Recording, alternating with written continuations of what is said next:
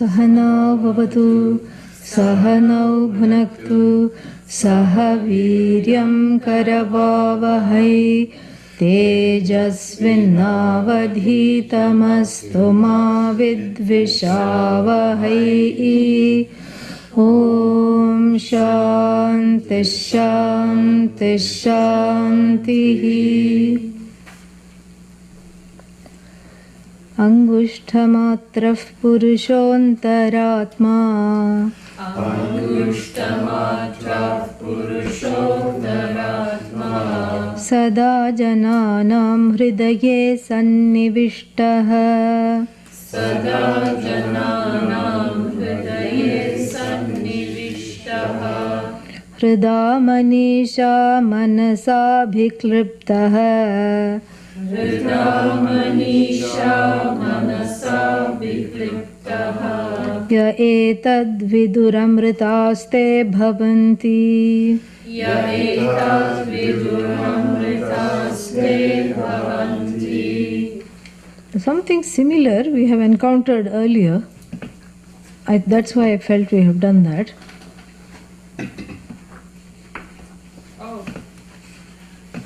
Somewhere, maybe in Kathopanishad, that Angushta Matra comes. Yeah, that's why I felt we had done that. It was expressing a similar thing. So let us see the meaning. Angushta Matra Purushaha. A thumb-sized Purusha, literally. Matra here means measure. Purusha means Bhagavan, that which is the which expresses the completeness, an expression of completeness of everything. The one who sustains everything, the one who is free of everything that's going to be told. And this Purusha, Sarvan Purayati, that which completes everything, that which completely sustains everything, that which is the essence, the truth of everything. That Bhagavan, if we look where, Angushta Matraha, where is this, how big is this Bhagavan? The size of the thumb, And before one gets deflated, this is, like this whole Bhagavan who is the Karta Bhokta of the universe, who is the, even while doing, who is Akarta, who is the cause of the universe, who is everything. He is the as though cause. And the effect also is non-separate from this Bhagavan. After saying all this, where is this Purusha? Thumb-sized Purusha. But here it is a way to understand it as the truth of oneself. So Madhye Atmani, how does it put it? Purushaha Antaratma. There it was Madhye Atmani Tishtati. Angushtamatra Purushaha, wide Kathopanishad that we are doing. Angushtamatra Purushaha Madhye Atmani Tishtati Ishano Bhuta Bhavyasya Na Tato Vijugupsate Etad Vaitat. That was Etat Vaitat. Here Angushtamatra Purushaha, Antaratma, immediately. That Antaratma word takes away the deflation caused by seeing the Purusha as, little fellow here. Antaratma, the truth of everyone, the innermost I, that is the Purusha. Jananam Hridaye, very straightforward verse, and also we can finish this quickly because we have taken a lot of time over the Kathopanishad verses of the similar nature. So Jananam Hridaye, Janaha means people. So Jananam, sixth case, of all the people. Hridaye, in the heart. Sannivishtaha, has put a sleeping bag and become cozy, is there to stay. Purusha has put up a residence in the hearts of all the people. So what is the world's population? 7 billion? Okay. So 7 billion little thumb-sized Purushas in every heart. Huh? No? How many Purushas? So if it's one thumb-sized Purusha, then it is splintered into minuscule pieces in every heart? No. sizeless Purusha. That which is not, what is that? That which is not enveloped by space. That which is not enveloped by space. Space is not a demarcator of this Purusha. In fact, the Purusha is the one out of which space has come. And one name for Bhagavan is Digambara. Dik Ambaram Yasya. The directions which are the Upalakshana for space. Upalakshana means which are the stand-in, an example of space. How are you going to measure space? Through the direction. So all the directions, 4 cardinal, 4 non-cardinal, up and down, 10 directions are something he wears. Those are his clothes. That means what? The wielder of space. You wear the clothes. The clothes don't wear you. Thank God. Otherwise, here you are trying to change your clothes. The other clothes says, no, I'm not coming off. You have to wear me and bear me for one more day. No, but it's enough. No, I'm very cozy and I'm hanging on your shoulders. I'm not coming off. Then it will be a fix. You can't even go to work. So thankfully that's not the case. You are the one, you can throw off the clothes and wear new clothes. Like this, Bhagavan is the master of all the directions, the master of space. And again, space is Bhagavan, Bhagavan is not space. So therefore, the manifestation of Bhagavan in everything is complete and whole. It's not that there is more Bhagavan in one person and less Bhagavan in the other person. We don't have a gradation of the presence. But we do have another kind of a gradation. Sometimes people might say that there is more Bhagavan in such and such a person. That means that their antahkarana has been purified and cleansed of the ragadveshas. The same Bhagavan, is being seen more clearly. Just like you have a pot of clear water and you put it in the sun, under the sun. And you have a pot of murky water and put that another pot also under the sun. And the sunshine being one and the same is reflected in both the pots. But in the murky pot, you will see a murky sun. In the clear pot, you will see a clear sun. The problem is not in the sun. The problem is in the reflecting medium, which is the buddhi, the antahkarana, the inner instrument, which has a number of its own agendas and its own buddhi and its own little biases, its own subjectivity. So therefore, it is occluding the presence of this Purusha. That's all the difference. That is the gradation, if there is one. Otherwise, there is no gradation. Same thumb. In fact, you can take a tape and measure the Purusha in each heart. It will always be the same size. There is no difference.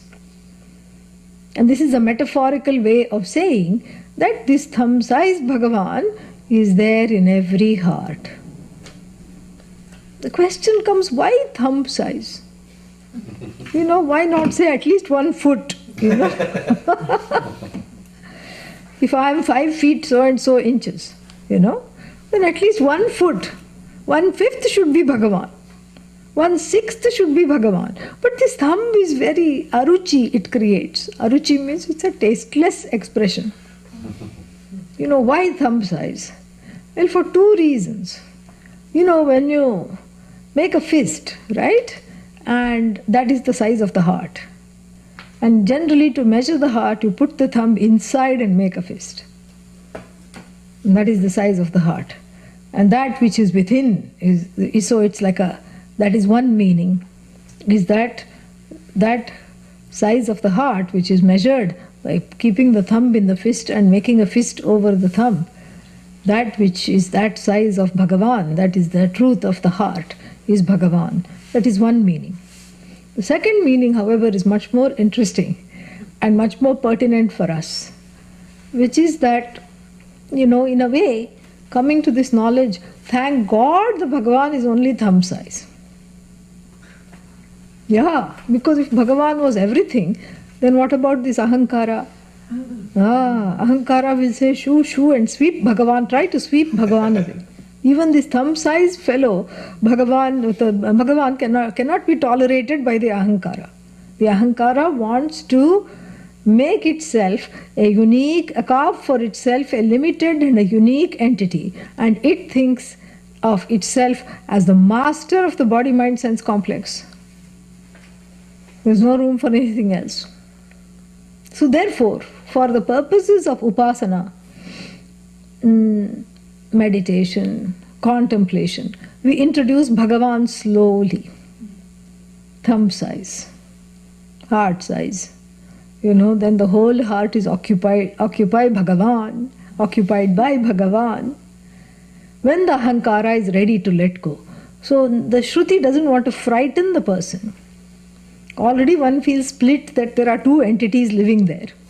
Bhagavan and we'll call the other one Gabhavan, non-Bhagavan. And so therefore there are already one is feeling split. Because anything that one wants to do and one is badly wanting to do happens to be illegal. This is what happens. Happens to be against the law, including speeding. It's a 30-mile zone, you want to go 60 miles, but it's against the law, you cannot do that. And then there are certain other things you want to have, you have to have, but you happen to be allergic to.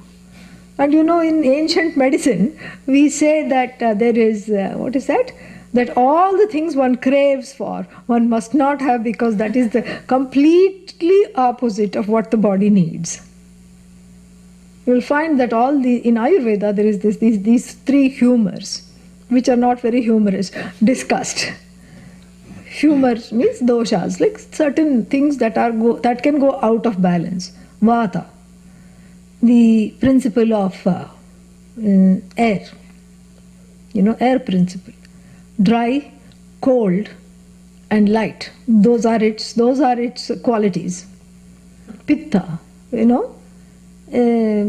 kind of reddish, neither light nor heavy, medium, and neither dry nor too wet. And then Kapha, wet, like a lead balloon hanging, These are the three things. We need all three things for the body to function. But they frequently go out of balance. So a Vata predominant personality, like someone for whom Vata is, they have an interesting word, deranged. So when there is Vata derangement, what happens? The person, wants only these, like the person will want to eat banana chips, dry, cold. Think about this, airy, cannot digest. Person wants to eat all popcorn, very bad. Yeah. And when the kapha is out of whack, completely deranged, the person wants to eat heavy chocolate cakes and heavy things, very, very heavy things, oily things, heavy things. I get a horrible craving for it. And after that, the food will sit and get fossilized in the stomach, but not digested. This is what happens. So therefore, the thumb-sized Bhagavan to even, have, it has to be introduced slowly.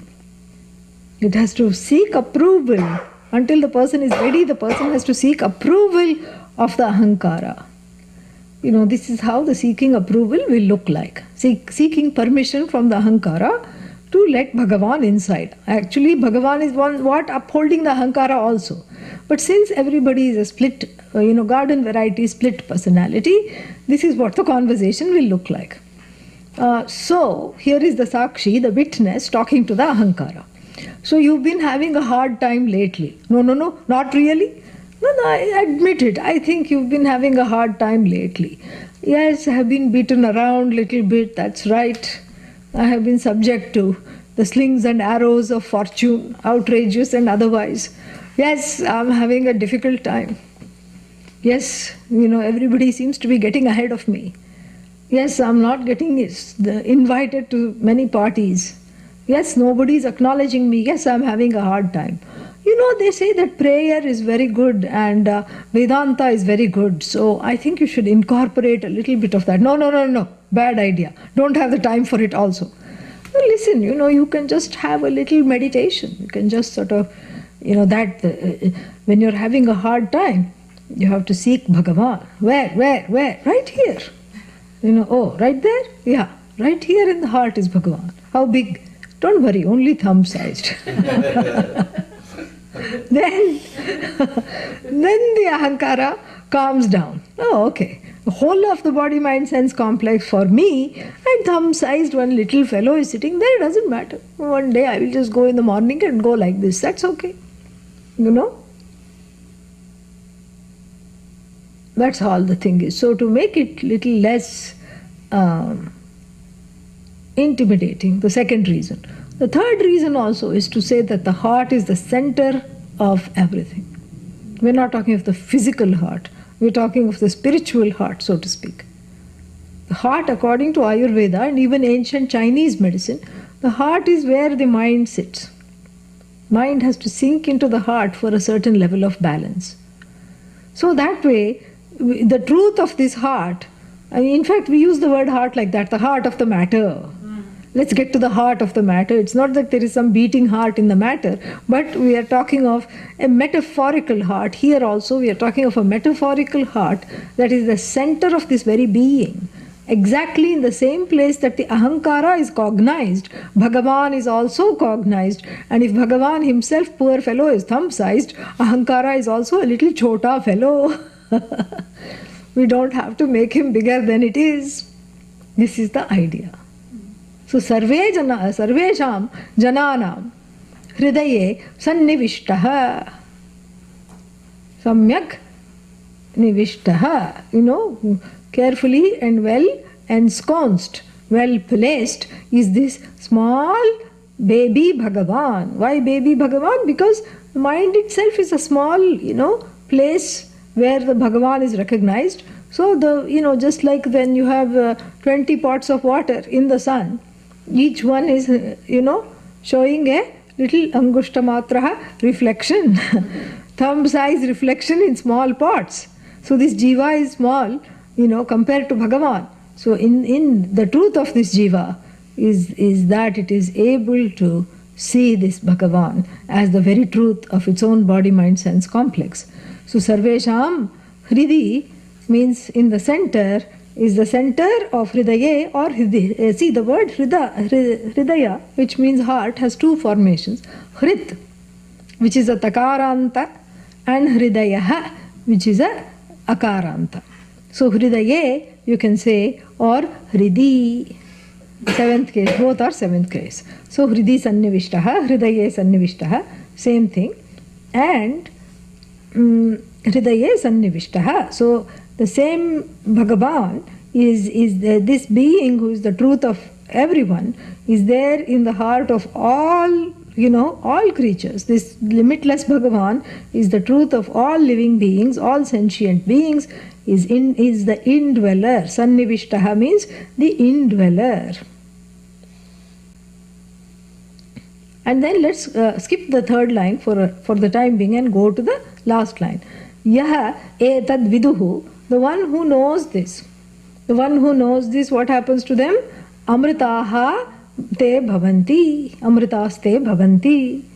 Yaha etad viduhu, those who know this, what happens to them? Amritaha bhavanti. They become limitless. Oh, before they were limited? Now they become limitless? No. Already limitless. They were ignorant of their limitlessness. They are awakened to their limitlessness, and they now say, I know I am limitless. Viduhu, the emphasis is on vid, to know. This knowing, meaning that the Upanishad is sparing no pages, no words to reiterate and emphasize the fact that this is not a matter for experiencing. It's only through the knowing that this can happen. We hear of so many things where the grace of Bhagavan Even Arjuna had that grace. In the 11th chapter. What is the 11th chapter called? Vishwarupa Darshana. He begins the 11th chapter, I have this desire to see you. I have this desire to experience Bhagavan. I want to see all of you. Bhagavan Krishna says, are you sure? Yes, yes, yes. Here, wear some Google 3D glasses. He gives him Google Glass. He says, Dadami te divya chakshuhu. He says that. I give you with these eyes, which are only kind of limited, Even you may have a 20/20 vision, but it will not be able to make you see 360. So you need to upgrade your eyesight. And I'm going to give you a new pair of, glasses, a new pair of eyes, new vision, to be able to see this and take this all in, Now there is one minister of science in India. He's been making history because he really believes in ancient culture and everything. So first there was an Indian Scientific Congress a few months ago, and there he made the claim that there were planes flying around in ancient India. And today also he made some similar claim that we knew how to do plastic surgery, we knew how to wield the scalpel long before the Western people did. We had inoculation against smallpox. This is something he has come out with. So in the same vein,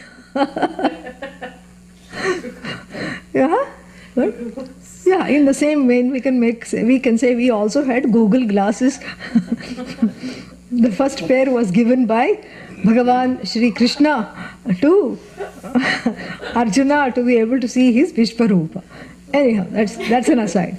So he says, Dadami te divya chakshuhu, I'm going to give you a new pair of eyes through which you can see me. All right, Google Glass was given, Google Glass was worn, and then, Krishna had the time of his life because he was just being himself. And Arjuna was just frightened out of his wits. He was just crying, looking for Kunti. Mummy, where are you? He was, from, what is that, he is usually called Bharatarshabha, the bull among the clan of the Bharatas. He became Kaunteya, a mere mummy's boy. He started to cry for his mummy because he just said, oh my God, what is this? He saw Drona and, what's that other one, the main fellow, Duryodhana, Drona, all these people entering, Tvarita, quickly, as though they couldn't wait. They were, the Bhagavan's mouth was like the most perfect vacuum cleaner. It was vacuuming all these fellows. And they were all saying, Trahimam, Pahimam, still they were being vacuumed. It was a fire vacuum, like the new steam cleaners, This just burns everything in its place, and it is vacuum action of the mouth of the Lord. And all these fellows, were just suctioned up. And some of them stuck between the spaces in his teeth. And think of how big a floss you will need to remove these fellows. Yeah, I'm not making this up. Read the 11th chapter. All this is there. Sometimes I do make things up. But not in this instance. So they were all stuck between the teeth of the Lord. They were all, swinging and clinging to their dear life. That was happening. And then he saw all these other furious forms, all the people who had transgressed dharma, who had been baddies, were being, what's the word for it, biffed by the Bhagavan. So you couldn't see where Bhagavan was. Bhagavan was everywhere. He was in the form of Rudra, he was in the form of Mahavishnu, he was in the form of Brahmaji. Everything, creation, death, destruction, sustenance, maintenance was going on simultaneously. And he just, he said, he issued an apology. He said, I didn't know this was your real form. And many times when we played, I pulled your hair I hid your peacock feathers, and I hid your flute because I was annoyed with you. And ahara nidra shayyasana ashaneshu, in sleeping, eating together, and doing so many things, playing, I have transgressed so many boundaries. Please forgive me. Kshamasva, kshamasva, he says. And then he says, I can't handle this. Kunti is nowhere to be found. I can't even go sit in her lap. You come back to your normal form, please. Come back to your normal form. And then Kiritinam, Chakrinam, Gadinam, Drishtva, having seen the one who is having the crown, who is having the flute, who is having the Gada, Shankha and Chakra, he feels happy again. But this experience, even though it was an experience, he saw everything, did not mark the end of the Bhagavad Gita. Why? Because 6 more chapters are remaining after this. 7 more chapters are remaining. Otherwise, it should have, if it was all about an experience, it should have ended with the 11th chapter. Should have ended. But it didn't end. Why? Because Arjuna had a lot of unanswered questions. And as though the 11th chapter never happened, he asks again in the 12th chapter.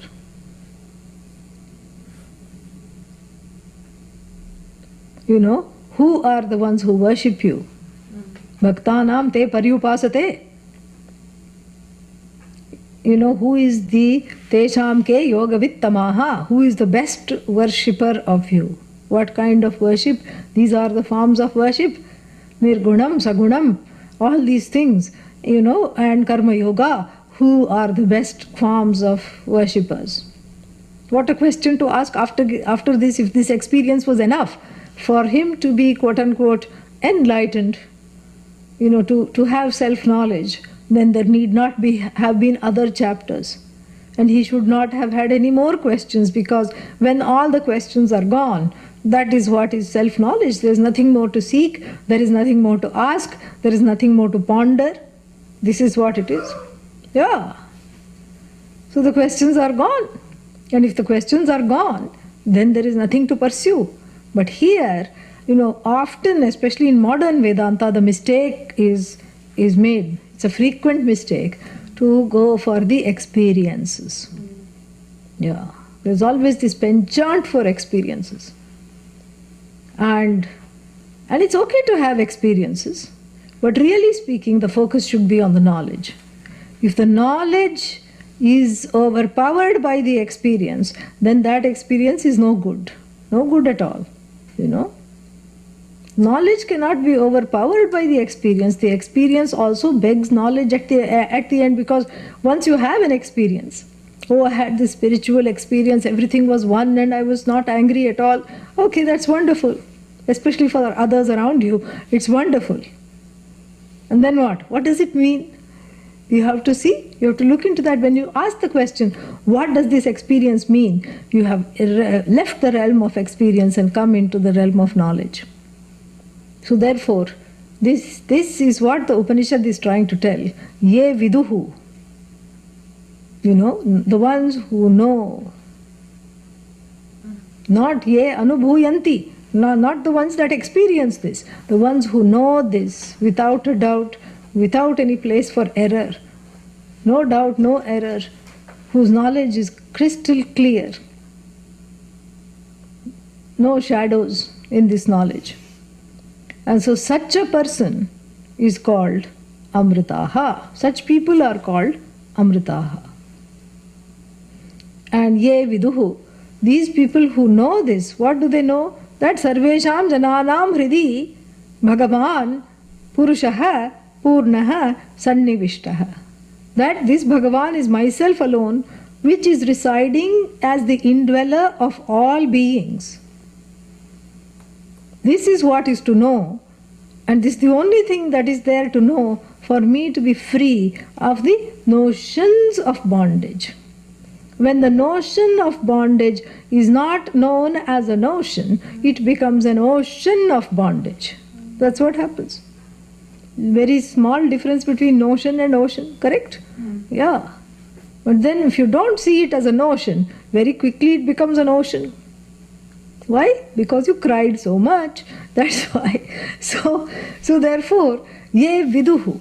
So goes back to the whole thing about the understanding this cognitively. And that when you say viduhu, it brings in Shastra. It, of course, the Shastra doesn't come by itself. Shastra brings a friend. Who is the friend that the Shastra brings? Guru. Yeah. So Shastra, Shastra and Guru are a package deal. Just like when you sign up for a tour, you sign up for these tours with 20 other people, and then you say, I want to go here but not here. They will say, no, not an option. Everybody else is wanting to go, you are going. You have an option, you need not get off the bus, you stay in the bus, but we are going to this place. So it's like this. Whether you like it or not, the teacher comes along with the Shastra. The teacher is the official interpreter, the interloper between, the jiva, the ignorant jiva, and the Shastra. Why do you need somebody who's the mediator? Why cannot I study apne aap? I can, do that. I have told you this before. If you ever see a book in a shop called DIY Vedanta. What is DIY? Yeah, do it yourself. Do not buy it. Report the book. Yeah, that's what it is. It's a fraudulent book. If there is one thing you cannot do it yourself, it is Vedanta. You must not. And Adi Shankara in the Bhashya for the Mundakopanishad puts a very nice caveat. Shastrajñopi, Shastrajñopi sanna. Even if one person is a Shastrajña, means expert in the Veda.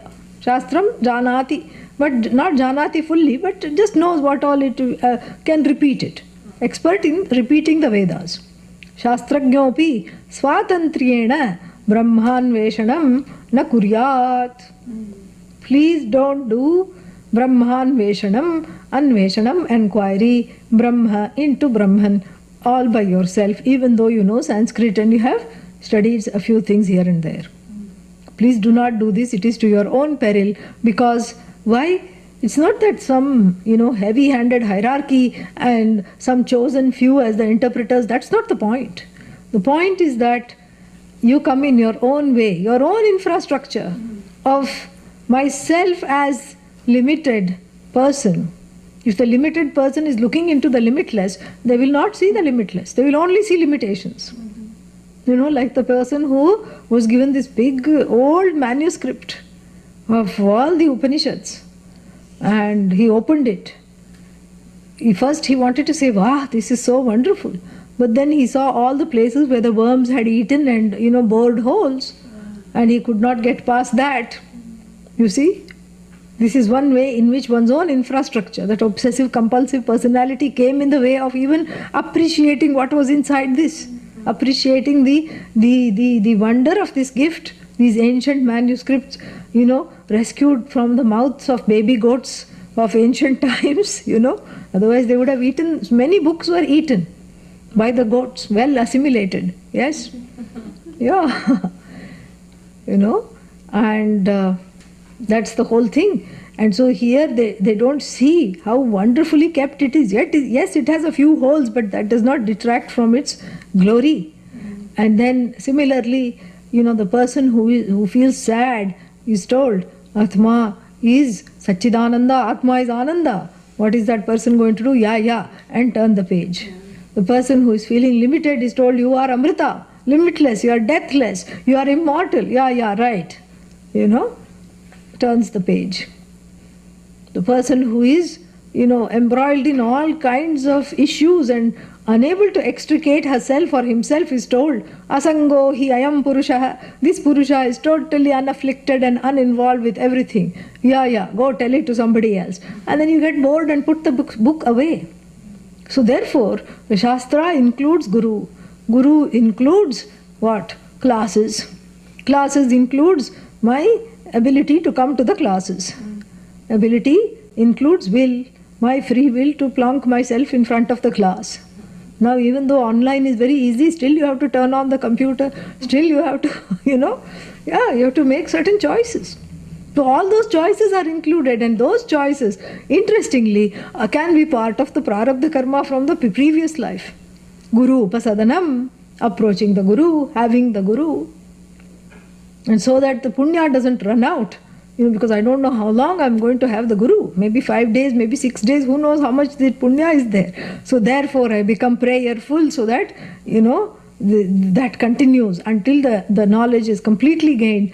This, the oneness with the teacher and the teaching and the material that is used to give the teaching, the Shastra, continues. This is what it is, because so many things come in the way. I don't have problem with the teacher, but I don't like other people who are attending the class. One problem. Therefore, I will not go. So many problems like this. And so therefore, viduhu, by that one word, all these things are brought in.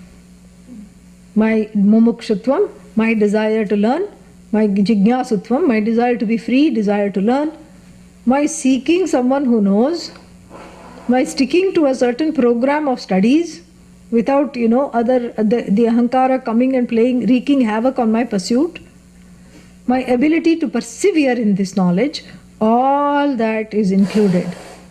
And then only one becomes, ye viduhu, the ones who know. That's how those who know. Those who know were not born into this knowledge. Those who know went to their teachers, who learned from their teachers, who learned from their teachers. That's why we have parampara. That's why we have a lineage. That's why the lineage makes this knowledge very safe, because the teacher is not teaching something from the head. The teacher is teaching exactly how the teacher was himself or herself taught. This is something we have to understand. So, ye viduhu brings in the whole lineage, brings in one's own will, and brings in the possibility that, yes, I too can get this. If they got it, I can also get this. Because this is not something where, this is not a cult, where the teacher says, everyone else, I am God. Okay, but you are not, and you will never be. Actually, the message is atatvamasi, you are not that. But those kinds of, groups are many. There are many of that. And surprisingly, they even have large followings. And here, when we say, you are Bhagavan, hardly anyone will come to listen, Even in Adi Shankara's time, you see 4 students around him. Dakshinamurti also had 4 students. I don't know why. The groups, the spiritual and religious groups that put all the people down, they are very well populated. For example, the religion that says you are all sinners. That is the premises of every talk, every discourse. Oh, ye sinners. Everybody will go, because it reiterates and buttresses what the ahankara is already feeling. Oh, you sinners, you are horrible people. Yes. You need to be saved. Yeah, because that is the weakness. That's the vulnerability. Everybody feels adrift in the sea of samsara. And then that's how everyone gets caught in the net and feels like a fish out of water. This is what the whole problem is. So such groups will have lot of, what are they called? Groupies. Groupies? Followers? Yeah. They'll have lot of groupies. But this is not a group. In fact, even if we study in a group, the pursuit is highly individual. And individually one has the blessing of being exposed to this teaching. So, ye viduhu means if they know, then I can definitely know.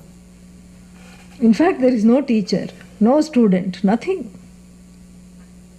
Yeah, it's easy for you to say, sitting here, you can say there is no student, no teacher. No, there isn't.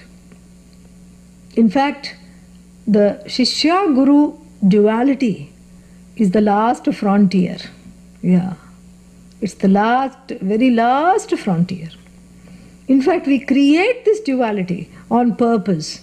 In fact, it subsumes all the other dualities that one has in one's life. Jiva Jiva Bheda, Jiva Ishvara Bheda, and then what? Jiva Jagat Bheda, Jagat Ishvara Bheda, Jiva Jagat Bheda, everything. All these differences, Bheda means differences. All these differences between one individual and another, Jiva Jiva Bheda. The differences between oneself and the things in the Jagat, Jiva Jagat Bheda. Difference between oneself and the cause of the universe, Bhagavan, Ishvara, God. Another difference, Jiva Ishvarayoho Bhedaha. So all these Bhedas are already there. The one who comes to the class is full of these differences. Sees the difference between everything all the time. And these differences have to be blown away like the cobwebs in the mind. Have to be blown away. And Vedanta is all about paradoxes that work very well. And so how to blow away these? You create a new category. Shishya and Guru. And in a way it is healthy because all the differences are subsumed in this one difference. I only have to enact this one difference in order to even throw this away. Ishvaro Gururatme Meti Murti Bheda Vibhagine Vyomavad Vyapta Dehaya Dakshinamurtaye Namaha. I bow to that all-pervasive Dakshinamurti who is pervading the whole universe like even space. Ishvaro Guruhu Ishvaraha Guruhu Atma iti Murti Bheda Vibhagine, the one who is split. That truth, that essence of everything that is split into Ishvara, Guru and Self. But really speaking, in his essential nature, he is like space without any divisions. Divisionless Atma. So therefore, so this is, what's that? Striding two levels at the same time. The Vyavaharika level of the day-to-day transactions. Just because one has attended a few classes, on the level of transaction, one doesn't say, yo Guru, what's up chap? You don't do that, The achara is important, everything is in place. The differences will always be there on the Vyavaharika level. And like we saw on Sunday, these are not the differences that will go away. The difference between Shishya and Guru is not like rope snake, it is more like pot clay. Yeah. Differences persist, but they are not there. This is the beauty of it. You can enjoy the non-difference by enacting the difference. You do namaskara to the Guru while doing namaskara to Atma. That Atma that you are, your own Atma, you are doing namaskara to, that Bhagavan which you are doing namaskara to, that the one who is doing namaskara is all one. You enjoy that. It's beautiful. And so, therefore, this Viduhu brings in everything, just one word, brings in the whole gamut of what it requires to gain this knowledge. That very Shraddha that brings in the teacher, that Shraddha which is kept, maintained throughout. That Shraddha, everything, and all the other things, Titiksha, Mumuksha, from Mumuksha to Titiksha, all the desire to learn, Jignasa, everything is there. All this fructifies into this knowledge which uncovers this Purusha which was previously occluded by one's own infrastructure of skyscraper of Ragadveshas. Yeah. And when the skyscraper comes, everything is blocked, correct? The view is blocked.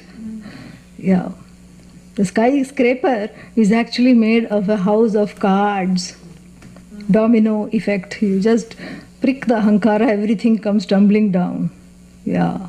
So that's why the Guru comes with a pin and deflates this ahankara so that you can have darshan of Bhagavan. That's what it is. In Guru Stotram, the Guru comes with a scalpel. Yeah. Ajnana timirandhasya jnananjana shalakaya chakshurunmilitam yena tasmai shri Gurave Namaha. Unto that Guru my namaskars. What kind of a Guru is this? The one that has come wielding a special ointment and a scalpel to apply the ointment into eyes that could not see, that could see only dimly because of the cataract of kartritvam, bhoktritvam. What else? Cataract of raga, dvesha, cataract of all kinds of notions. The cataract was removed. That's why the Guru is a doctor. Yeah, Guru is a doctor, an all-round doctor, You can say, what is that, not any specialist of any particular thing, the specialist of spiriting away of ignorance. That is the specialty, if the specialty is there. So therefore, this is what is called, even Bhagavan is called doctor. Prathamo Daivyo Bhishak. In Sri Rudram it comes. Yeah. Prathamo Bhishak. Bhishak means doctor. This is the doctor. Because samsara is a roga. Roga means it's a disease. For samsara disease, you have to go to a samsara doctor. And the samsara doctor, the one who delivers you out of the mad notion that I am a samsari, is the Guru. That's what it is. In Washington DC, I know a person, who is a baby's doctor, gynecologist and pediatrician. And once, he's very learned in a lot of shastras and everything. And once he was introducing me to give some talk somewhere, some seminar or something they had. So then he introduced me, and then when I took the mic, I said that we have a lot in common, he and I. He delivers people into samsara. And what we try to do is deliver them out of samsara. So like that, this is a different kind of, pediatrics for the inner children, the doctor for the inner children. So that delivers the inner children, to integrate into the adults, so that there is just one person left, who is that one person? Angushtamatra Purusha Madhye Atmani Tishtati Ishanah Bhuta Bhavyasya. This is what it is. And so these three lines summarize what the whole thing is. And then the third line, which we are yet to do, talks about how to do this. Very interesting and also very confusing. That's why I left it for the end. So, Hrida Manisha Manasa Abhikliptaha. Can't even pronounce Abhikliptaha. Forget, knowing what is the meaning of these things. Hrida Manisha. Hrida Manisha Manasa Abhikliptaha. Hrida means by all third case.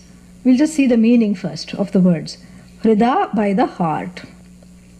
Manisha, through the buddhi, through the one's own wisdom. Manasa, through the mind.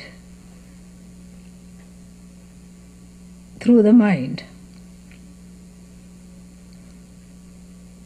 So this is something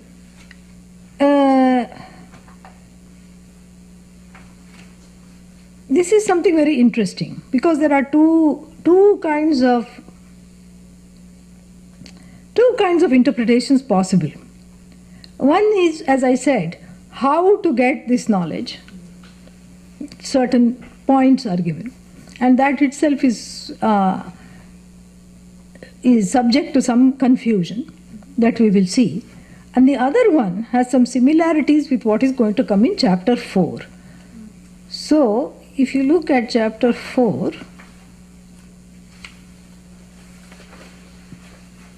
verse 17, what do you see? Last two lines. Same thing, exactly the same.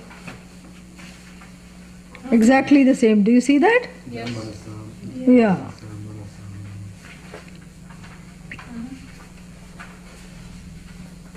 So abhikliptaha means that which is constricted. Abhikliptaha means constricted. One meaning. Constricted meaning this is the explanation. Not just two ways you can look at it. First explanation is how come this Purna Purusha became thumb-sized. And for that we can say, first meaning, Hrida Manasa Manisha Abhikliptaha. It was as though finitized, the infinite was as though made to become finite by the heart, by the mind, by the intellect, meaning by the Antahkarana. Yeah, the Antahkarana in each being is truncated, is small, and therefore the Purusha also assumes a small, non-threatening size. Abhikliptaha also means not just constricted. I don't know what else, what other word we can use. It's a kind of a sense of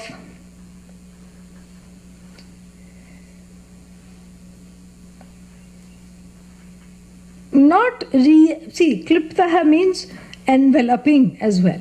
Not just constricted, but enveloping. So enveloping the heart, the mind, and the imagination, manasa, not exactly imagination, but the ability to visualize all this, because it envelops that, and it's the very truth of that Angushtha Purusha is seen as sizeless. The second meaning is this. Like, for example, if we say the mind has a thought. And what is the thought of? Let us say flower. Correct? So the mind right now is what? Abhikliptaha. Is enveloping.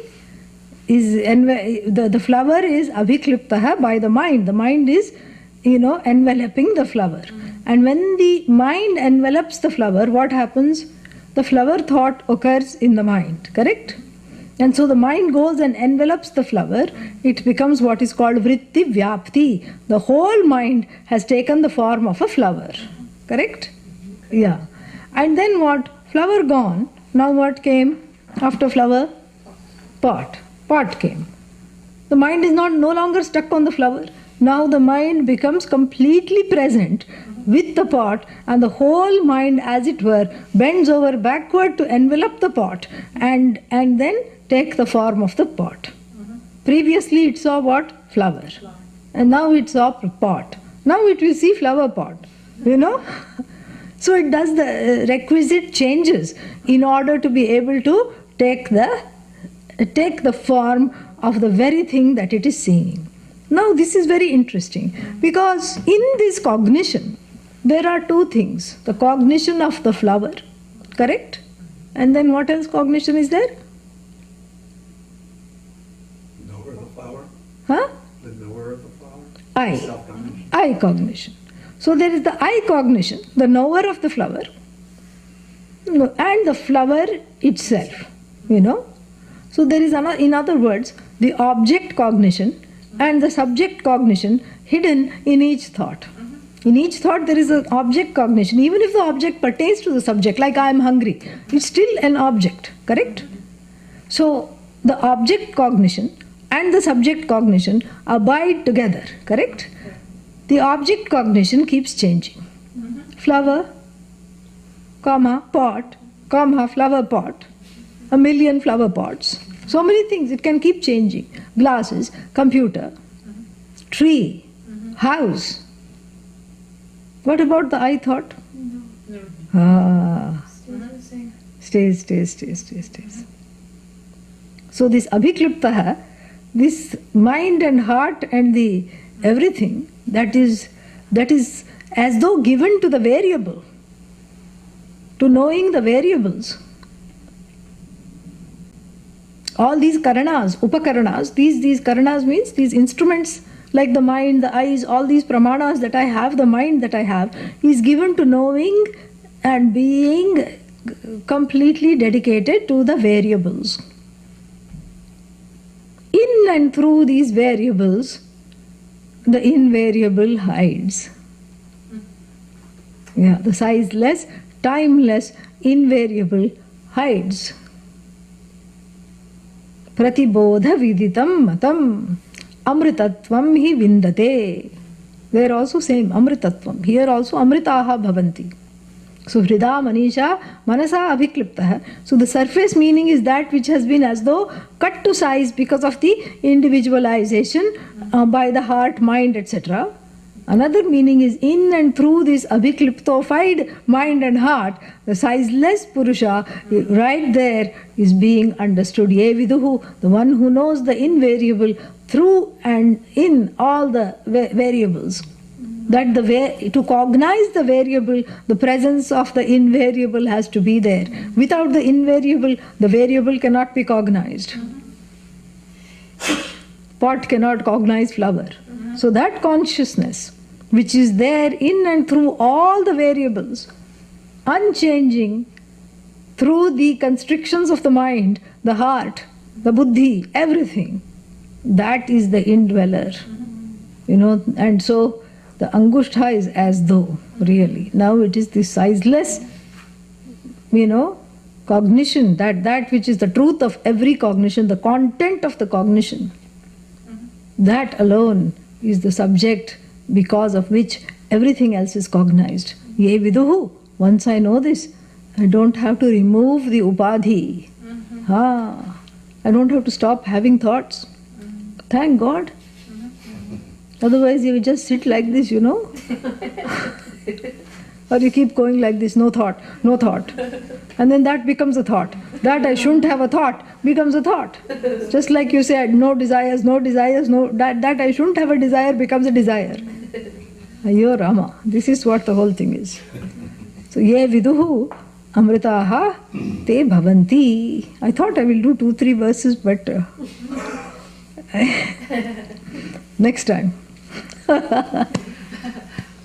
So, Om Purnamadah Purnamidam Purnat Purnamudachyate Purnasya Purnamadaya Purnamevavashishyate Om Shanti Shanti Shanti Harihi Om Shri Gurubhyo Namaha Harihi Om. Questions? Yes. It's not a question, but I was hearing teaching today what Pujya Swamiji was saying in one of the nights that we were listening. I was hearing this concept